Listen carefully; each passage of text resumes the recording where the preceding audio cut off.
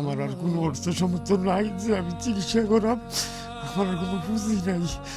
আমার আমি মানুষের কাছে একটু সাহায্য সহযোগিতা চাইতেছি। দয়া করে যদি আমার একটু সাহায্য সহযোগিতা করেন। আসসালামু আলাইকুম প্রিয় বন্ধুরা, আমি এখন আছি ব্রাহ্মণপাড়া উপজেলা ৭ নং শাহাবাদ ইউনিয়নে। আমার পাশে এখানে একজন চাচাকে দেখতে পাচ্ছেন। আসলে উনি একজন পেশায় ড্রাইভার ছিলেন, কিন্তু একটা মর্মান্তিক একটা ঘটনার মাধ্যমে ওনার এই পাটা কেটে ফেলতে হয়েছে। কিভাবে এটা হইলো কাকা?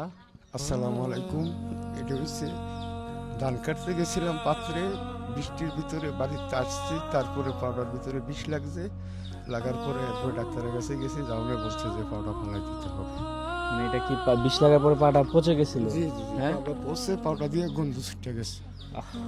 মানে পুকেও ধরে গেছিল। জি হ্যাঁ, জি, পুকে ধরে গেছে মাত্র 4 দিনের ভিতরে, 4 দিনের ব্যবধানে পাউডার পুকে ধরে গেছিল। আসলে বিপদ মানুষের বলকেই আসে না। তো এখন উনি এই পাটা কেটে ফেলতেছে। আপনার কত টাকার মতো খরচ হয়েছে? আমার প্রায় 90,000 টাকার মতন গেছে। আমার আর কোনো অর্থ সমর্থন নাই যে আমি চিকিৎসা করাম। আমার আর কোনো পুঁজি নাই।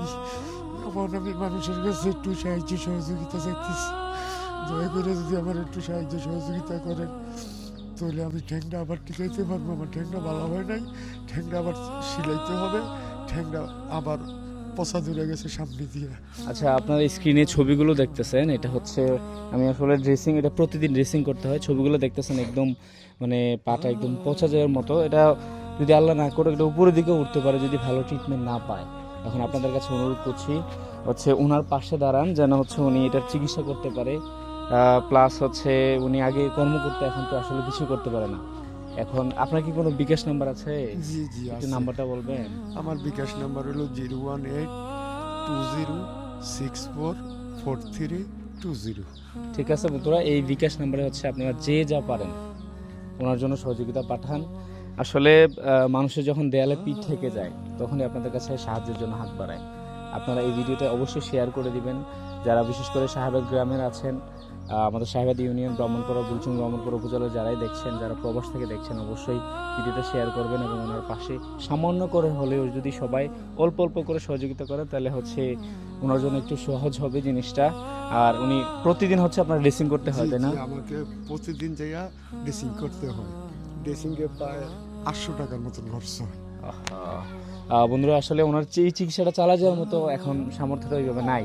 তো আপনাদের কাছে আমি করজোরে অনুরোধ করছি, আপনারা এই ভিডিওটা শেয়ার করে দেন এবং ওনার পাশে দাঁড়ান। আমি আমার জায়গা থেকে ওনাকে আমি 1,000 টাকা দিয়ে যাচ্ছি। ধরেন, এটা রাখেন, এটা আমার পক্ষ থেকে। বন্ধুরা, ওনার পাশে দাঁড়ান। ওনার চোখের পানি দেখে যদি আপনাদের মায়া লেগে থাকে, মানে একটা মানুষের। আমার তো কম বেশ সবাই চিনে। আমি আগে ড্রাইভারি করতাম, গাড়ি চালাইতাম। আমার বাংলাদেশের মানুষ কম বেশ সবাই চিনে। তো আপনারা যদি আমার চিনে একটু সহযোগিতা করেন, তাহলে আমি পাউডারে টিকাইতে পারবো। যতটুকু ফালাই দিছি আর নাইলে এটা উপরের দিকে উঠতে বাইরে পড়ছে, আবার কাটতে হবে। এই অবস্থায় আছি আমি এখন।